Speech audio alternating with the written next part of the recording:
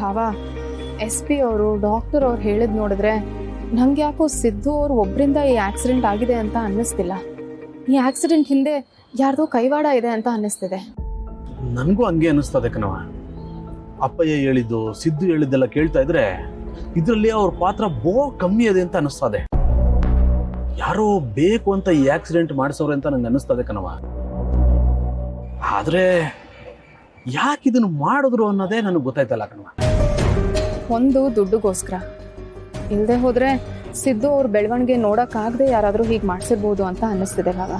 ದುಡ್ಡಿರೋರ ಹಿಂದೆ ಶತ್ರುಗಳಿಗಿಂತ ಹಿತಶತ್ರುಗಳು ಜಾಸ್ತಿ ಅಂತ ಹೇಳ್ತಾರೆ.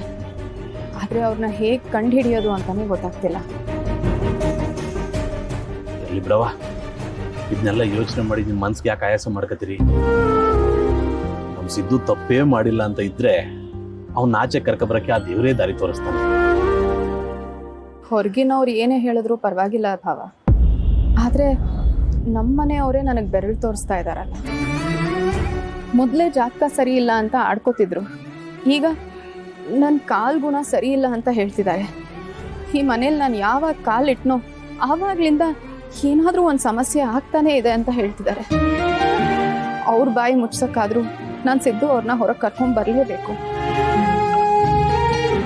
ಅವನವ, ನಾವು ಮನುಷ್ಯರುಗಳೇ ಕಣವ.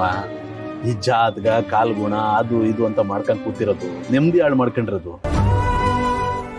ಈ ಪ್ರಾಣಿ ಪಕ್ಷಿಗಳಿರ್ತಾವಲ್ಲ, ಅವೆಲ್ಲ ಯಾವ ಜಾತಕ ಕುಲ ಗೋತ್ರ ಇದು ಯಾವುದಕ್ಕೂ ತಲೆ ಕೆಡಿಸ್ಕೊಳ್ಳೋದಿಲ್ಲ. ಯಾರೋ ಏನೋ ಅಂದ್ರು ಅಂತ ನೀವು ತಲೆ ಕೆಡಿಸ್ಕೊಂಡು ಕೂತ್ಕೋಬೇಡಿ ಕಣವ. ನಿಮ್ ಜೊತೆಗೆ ಯಾವಾಗ್ಲೂ ನಾನ್ ಬೆನ್ನೆಲುಬಾಗಿರ್ತೀನಿ.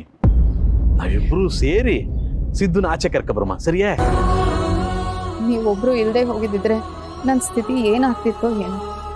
ನೀವೊಬ್ರಾದ್ರೂ ನನ್ನ ಭಾವನೆಗಳನ್ನ ಅರ್ಥ ಮಾಡ್ಕೊಂಡಿದ್ದೀರಲ್ಲ ಭಾವ, ನನಗಷ್ಟೇ ಸಾಕು. ಅವನವ, ಯಾಕೆ ಹಿಂಗೆ ಇಷ್ಟೊಂದು ದೊಡ್ಡ ಮಾತೆಲ್ಲ ಆಡಿರಿ? ನಂಗೆ ಒಂದೇ ಆಸೆ ಕಣವ, ನೀವು ನಮ್ಮ ಸಿದ್ದು ಖುಷಿ ಖುಷಿಯಾಗಿದ್ಬಿಟ್ರೆ ಅಷ್ಟೇ ಸಾಕು. ಥ್ಯಾಂಕ್ಸ್ ಭಾವ. ನಾವೇನೋ ಸಿದ್ದು ಅವರು ನಿರಪರಾಧಿ ಅಂತ ಸಾಬೀತು ಮಾಡಿ ಹೊರಗೆ ಕರ್ಕೊಂಡ್ ಬರಬಹುದು, ಆದ್ರೆ ನಿಜವಾದ ಆಕ್ಸಿಡೆಂಟ್ ಮಾಡಿದ್ ಯಾರು ಅಂತ ಹೇಗೆ ಕಂಡುಹಿಡಿಯೋದು? ಭಾವನವ, ಇಂಥ ಟೈಮಲ್ಲಿ ಇದನ್ನೆಲ್ಲ ಯೋಚನೆ ಮಾಡ್ತಾ ಕೂತ್ಕೋಬಾರ್ದು ಕಣವ. ಈಗ ಆಲ್ರೆಡಿ ನಮ್ಮ ತಲೆಯಲ್ಲಿ 108 ಐಡಿಯಾಗಳವೆ. ಹಿಂಗಿದ್ದಾಗ ಯಾವ ಯೋಚನೆಗಳು ಬರೋದಿಲ್ಲ. ಒಂದು ಕೆಲಸ ಮಾಡಮ್ಮ, ನೀವು ಸುಸ್ತಾಗಿದ್ದೀರಿ, ಮನೆಗೆ ಹೋಗುಮ್ಮ, ರೆಸ್ಟ್ ಮಾಡ್ಕೊಂಡು ಆಮೇಲೆ ಕೂತ್ಕೊಂಡು ಯೋಚನೆ ಮಾಡಮ್ಮ, ಸರಿಯೇ? ಬನ್ನಿ ಹೋಗುಮ್ಮ.